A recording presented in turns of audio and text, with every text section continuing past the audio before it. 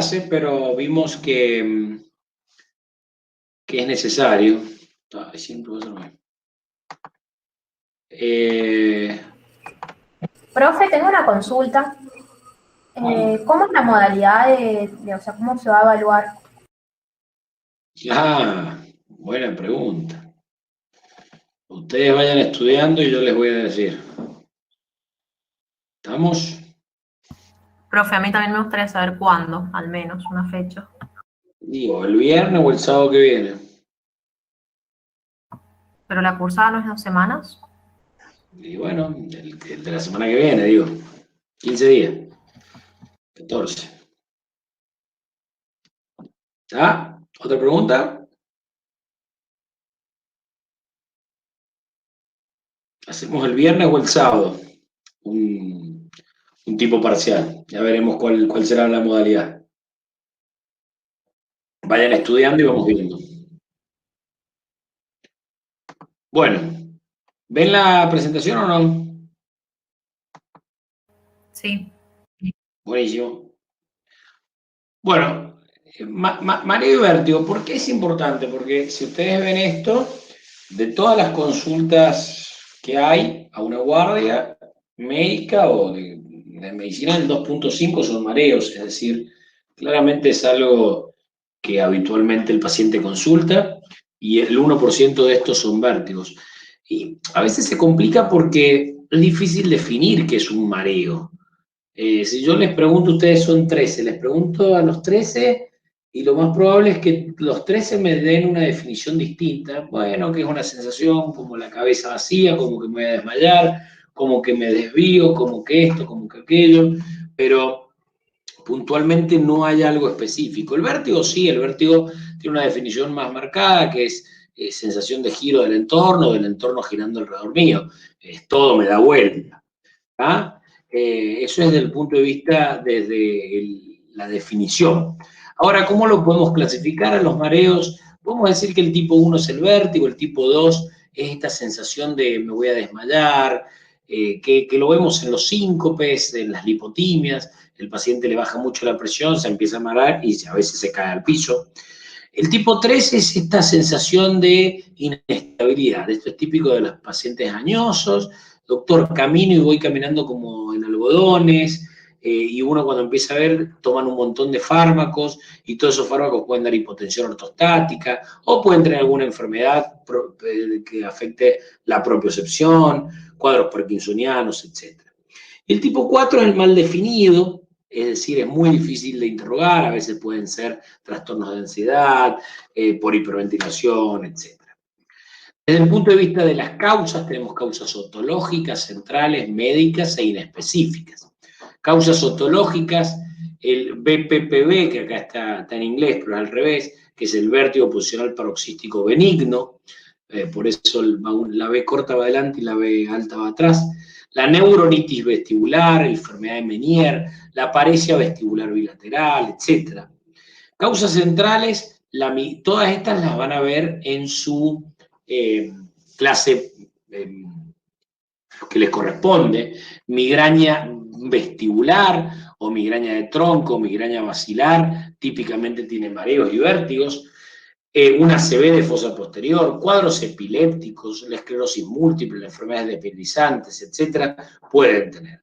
Causas médicas, ciertas drogas que generen hipotensión ortostática, arritmias cardíacas, el diabético, la hipoglucemia, los virus, cuando uno está engripado que también se siente un poquito mareado, y las inespecíficas, las cuales no hay una causa preponderante.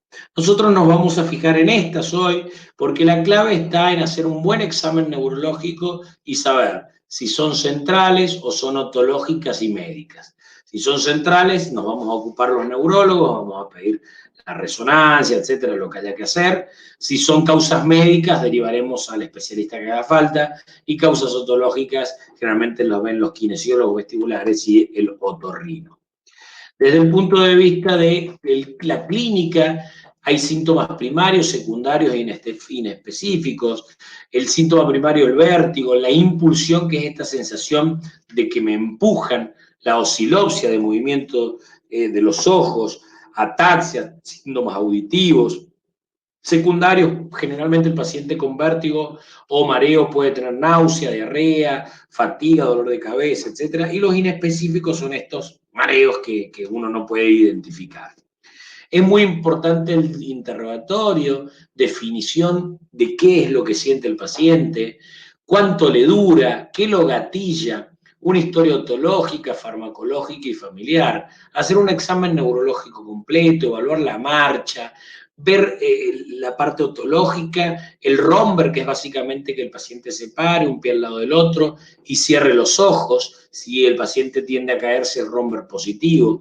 Pero si el paciente tiene nistagmo, se le pueden hacer pruebas calóricas y maniobras como el impulso cefálico y el Dix-Hallpike.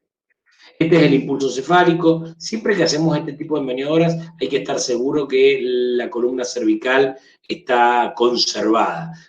Si ustedes quieren, las pueden buscar en YouTube, las encuentran, las pueden ver. El impulso cefálico se mueve bruscamente la cabeza y eso empieza a movilizar un nistagmo. El Dix-Hallpike es una maniobra que es diagnóstica para el vértigo posicional paroxístico benigno. Según cuánto dura, puede orientar. Cuando dura segundos, 1 o 2 segundos, pueden ser una epilepsia, una irritación vestibular o variantes de BPPV o Meniere. Cuando es menos de 1 minuto, típicamente es el vértigo posicional paroxístico, alguna arritmia cardíaca y el Meniere. 1 minuto a horas, un accidente isquémico transitorio, por problemas vertebrovasculares, el Meniere, ansiedad, hiperventilación, hipotensión ortostática. Cuando dura de horas a días, el Meniere y la migraña basilar. Y cuando dura semanas, acá hay que pensar principalmente en neuronitis vestibular. ¿tá? Desde el punto de vista del síntoma, cuando el vértigo es posicional, lo primero que hay que pensar en vértigo posicional paroxístico benigno, también las neuritis o los vértigos centrales. Y la hipotensión ortostática, obviamente, cuando el paciente se para de golpe. Si tiene cefalea, además, pensar en migraña basilar por un traumatismo, malformaciones de Chiari, que es básicamente que las amígdalas cerebelosas protruyan en el agujero magno. Cuando no está muy localizado, pensar en Meniere. Si tiene síntomas sensitivos, cinesias del canal semicircular, etc.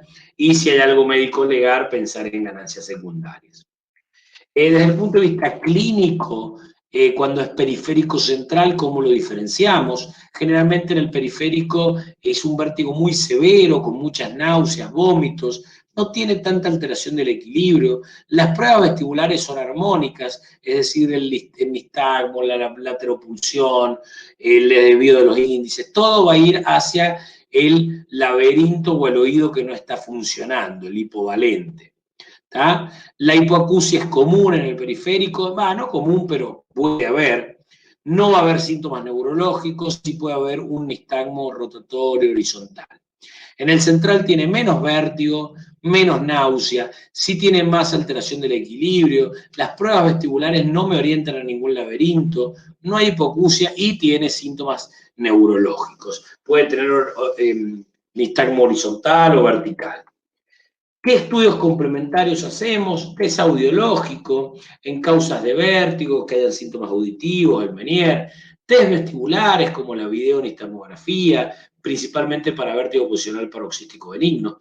Test sanguíneo cuando tengamos síntomas auditivos. Test radiológicos para causas centrales, una resonancia. Y algunos otros test para causas específicas. 2 palabritas de cada uno. El vértigo posicional paroxístico benigno es una causa, es la más común de todas. Básicamente es un vértigo muy severo que se acompaña a náuseas, vómitos, etc., desencadenado generalmente por el movimiento brusco de la cabeza, donde se forman unos otolitos que son como unas piedritas que impactan en los conductos semicirculares y producen una alteración de esa endolinfa, por lo tanto estimulan mal al nivel sistema nervioso central. El diagnóstico es clínico, se utiliza la maniobra de Dix-Hallpike y se utiliza una maniobra que es de Epley para volver a poner los otolitos en su lugar. La neuronitis vestibular es un proceso inflamatorio del nervio vestibular, la cual da vértigo agudo y prolongado. Dijimos que varios días puede estar el paciente, hasta semanas, con náuseas, vómitos, etc. En ocasiones puede tener tinnitus, hipoacusia y generalmente es asociado a un cuadro viral y se cree que es o infeccioso viral o postinfeccioso. El Menier, que probablemente lo han visto en otorrino, tiene una triada típica, tinnitus, sordera y vértigo. Estos pacientes además tienen náusea, vómito, etc. Puede durar de minutos a horas y hay un trastorno en la perilinfa con aumento de potasio y típicamente se manifiesta con periodos asintomáticos y periodos sintomáticos. La paresia vestibular bilateral, este tiene oscilopsia y ataxia y se pierden las células vestibulares. La principal causa es por tóxicos, la gentamicina que produce, es como que separa todo el vestíbulo.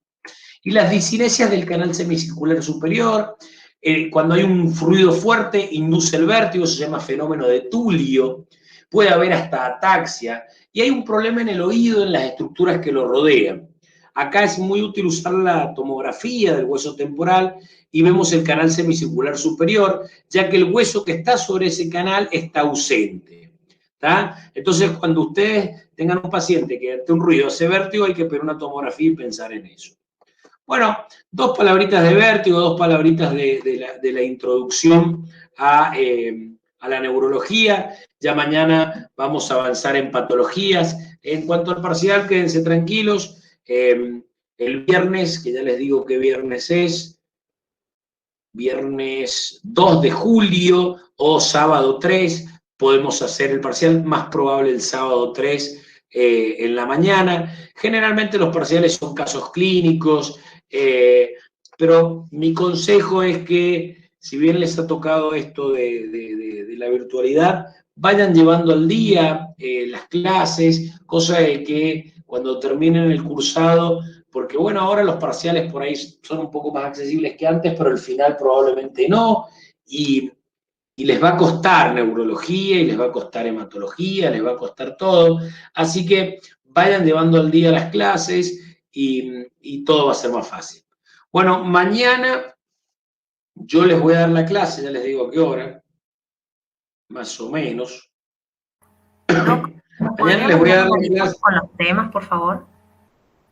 Sí, les voy a mandar un mail, mañana se los mando, con todos los temas y todas las clases en PDF, ¿saben? Muchas gracias. Las clases las da el doctor Lucato, yo y el doctor Delgado.